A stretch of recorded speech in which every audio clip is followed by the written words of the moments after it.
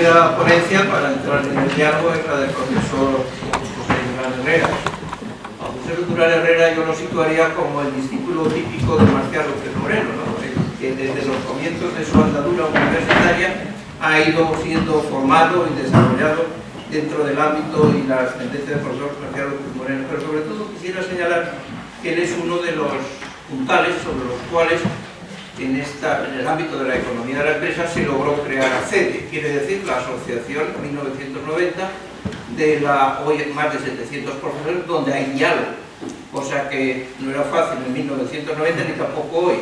Pero en segundo lugar, en el mismo año 1990 se entra en el contexto internacional IPSAM, donde 20 países de primera fila van compartiendo en el ámbito de la economía empresa, y es nuestra entrada en realidad de España en el ámbito en el que puede darse un paso importante, primeramente entre nosotros y en segundo lugar a nivel internacional.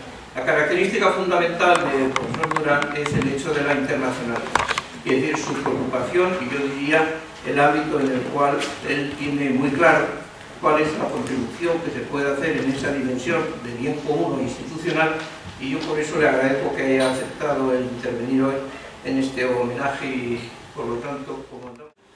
Una posibilidad de asistir. Bueno, el tema que yo voy a desarrollar, bueno, voy a intentar, con el contenido que yo pueda darle, ver que es relevante, porque ya que es relevante por la denominación, los que me han precedido y también por el contenido que le han dado tanto Valentina Torra como Pedro Rivero a las finanzas, a la reforma financiera y a la energía, que lo son en sí. Yo cuando suelo comenzar a veces, bueno, a veces en general, ¿no? Clases, cuando hablo de temas internacionales e internacionales, suelo intentar decir cuál es la diferencia entre lo doméstico y lo internacional. No voy a contar aquí el rollo, pero una de las cuestiones que digo es la complejidad, es decir, lo internacional es más complejo por muchas razones, por la distancia cultural, institucional, etc. No tengo que justificarlo. Voy a hablar de empresas multinacionales y crisis, y voy a intentar relacionarlo, y voy a, en plan telegráfico por el tiempo, pues decir algunas cuestiones. Una, la inversión directa en el exterior, que es la que da lugar a la empresa multinacional, tiene una característica que me gustaría subrayar.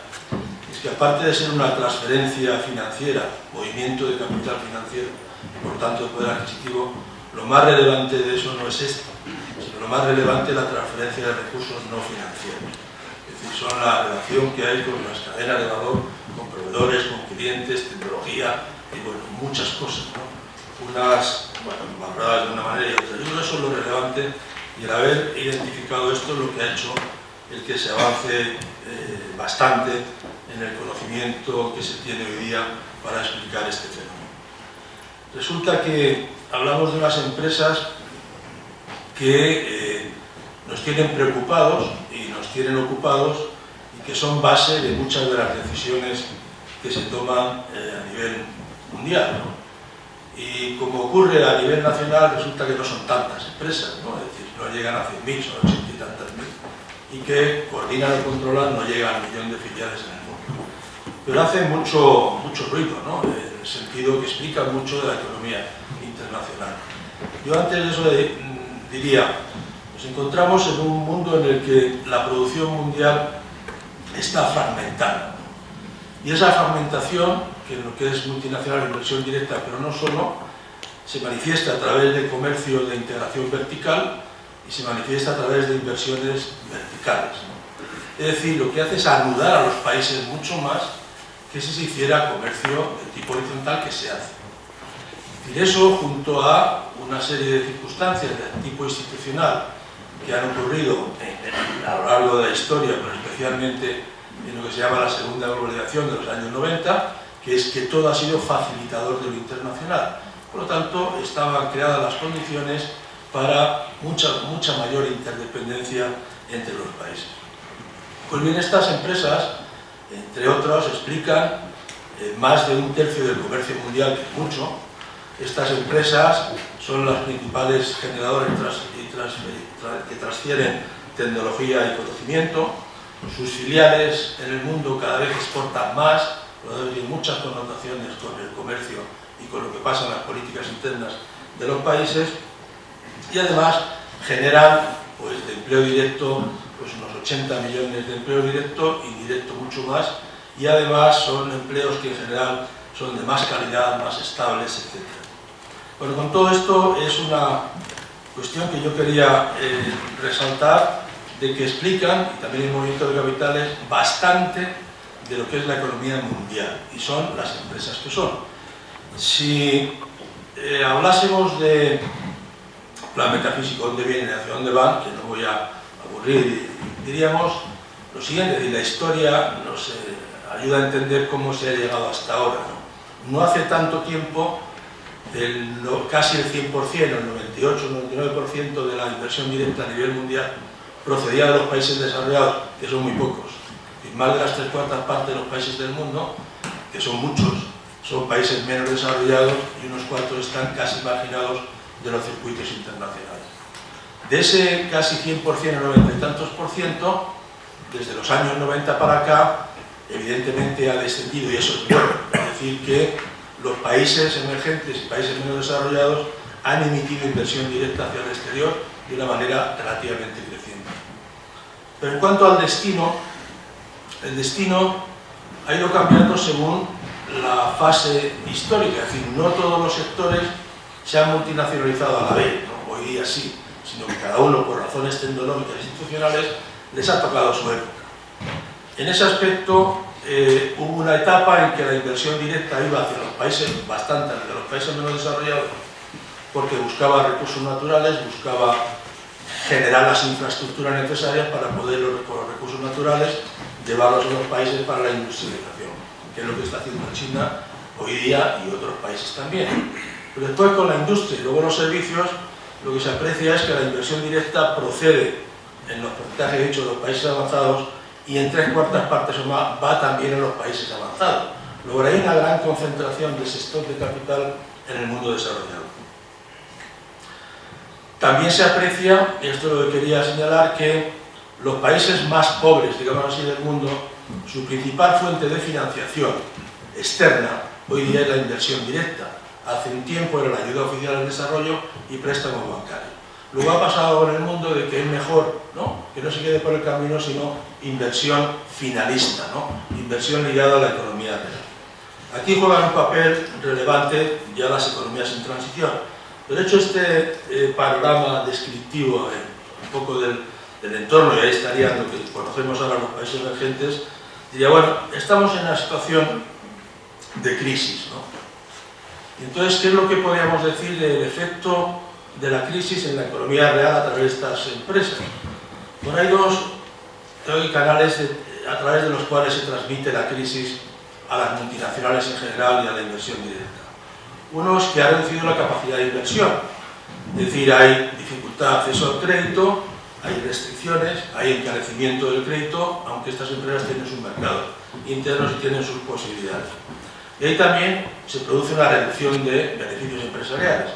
Yo que añadiría algo: a lo mejor resulta que parte de la reducción de los beneficios empresariales es menos márgenes, y eso igual no es malo, ¿no? Lo otro puede ser un problema para reinversión y crecimiento, pero a lo mejor eso no es malo. Y por otra, la propensión en principio a invertir es menor. ¿Por qué? Porque los mercados están más deprimidos, hay debilidad económica en los países desarrollados, que es donde está más concentrado el stock de capital, no solamente emitido hacia el exterior, sino el recibido. Y luego hay una mayor percepción del riesgo, que luego, bueno, en el coloquio o algo comentaré. Bueno, esos son los canales de transmisión de la crisis. ¿Cómo se ha concretado, cómo vemos o podemos observar en los datos sobre inversión directa? Lo que se ve en el 2011, de lo que hay datos, y algo en el 2012, es que ya se ha recuperado el nivel de inversión directa previo a la crisis. Bueno, eso es un indicador, está como está, pero a nivel de economía real y de la inversión directa, y yo diría, no solamente es de países emergentes, sino también de países desarrollados como en el que estamos.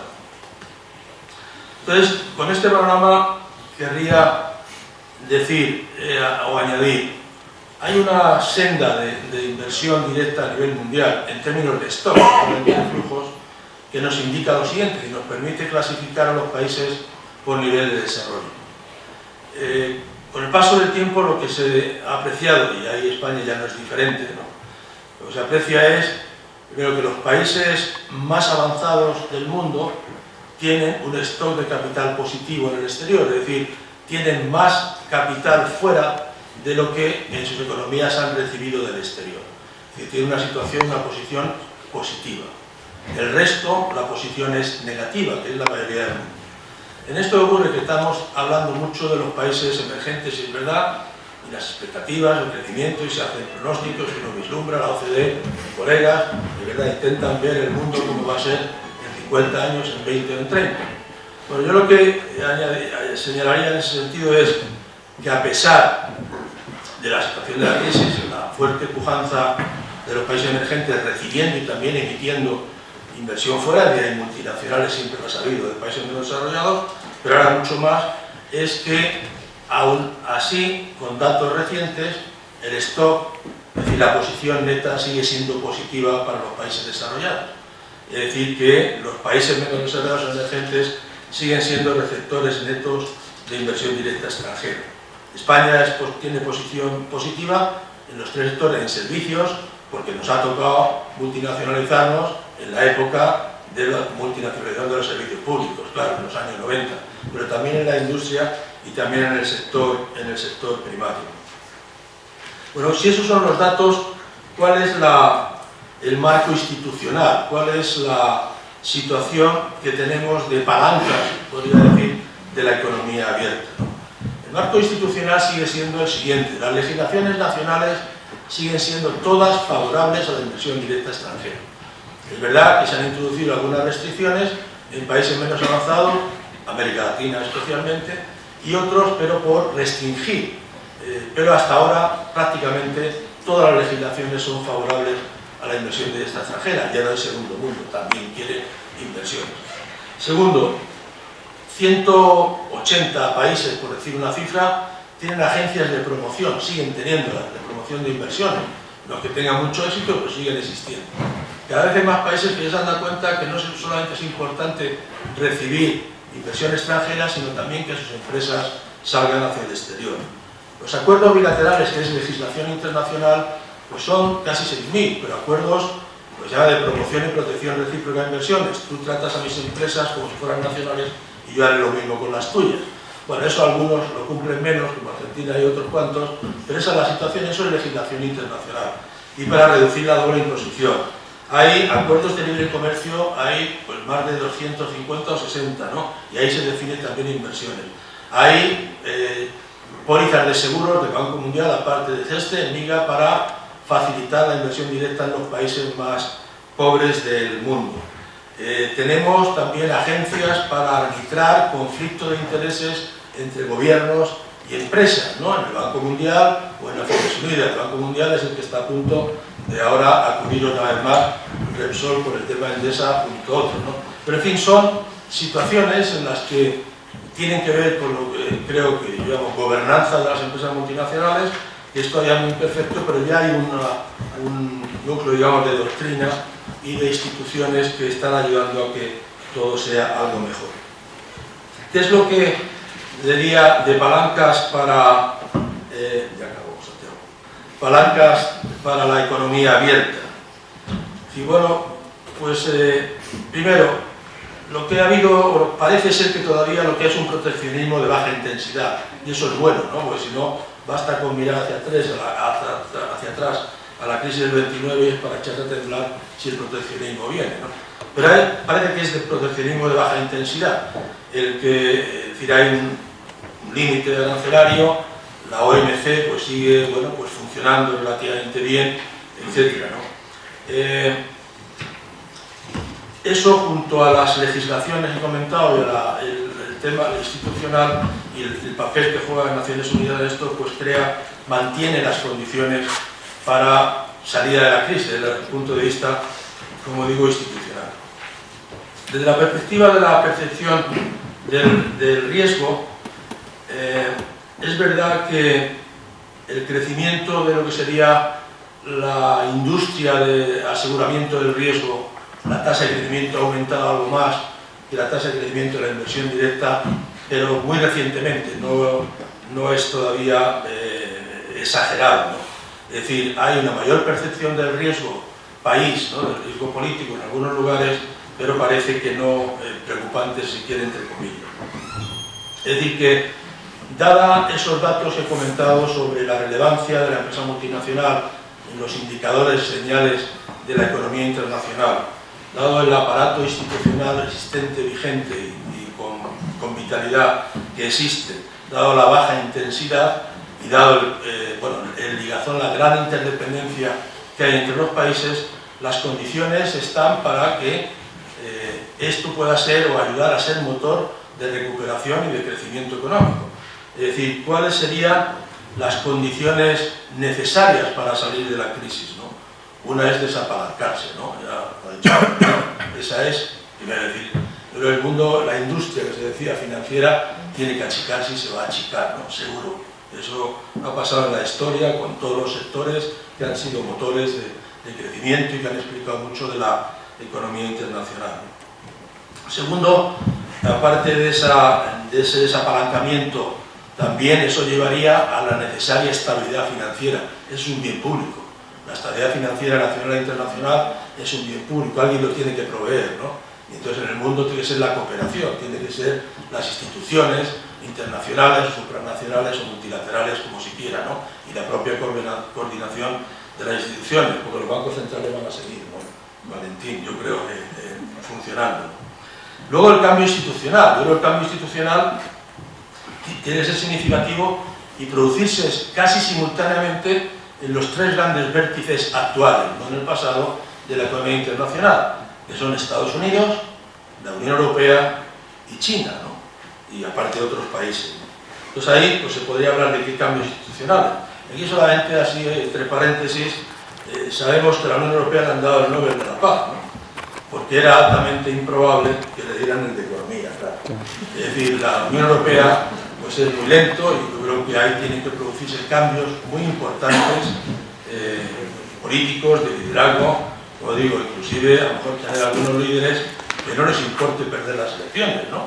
Porque hay cosas que hay que hacerlas, aunque igual el mercado te pueda castigar, porque además también añado, resulta que muchos de esos líderes no tienen problema de plan de pensiones, ¿no? Es decir, que podrían ser generosos, yo creo, si es que existen, para salir de la crisis, ¿no? Vale, luego la condición suficiente, yo añado, es que es necesario un cambio de mentalidad, ¿no? Mentalidad, diría, de directivos y políticos, ¿no? Es decir, y si volvemos al mundo financiero, yo aquí en mis notas, claro, es que siguen mandando los mismos, ¿no? Y seguramente si mandan los mismos y utilizan los mismos procedimientos y los mismos mecanismos, pues va a costar más, es posible salir aquí. O si se sale va a ser coyunturalmente para luego volver a repetir. Pero en fin, confiemos en que esas condiciones que he intentado sintetizar se cumplan para, yo creo que estas agentes todos lo entienden por lo que se enfatiza la internacionalización de las empresas, pero lo que ya existe y lo que vendrá, pues sin duda, en mayor libertad de mercado es lo que ayudará a salir de las crisis, ¿no? Gracias. Y bueno, pasamos unos minutitos.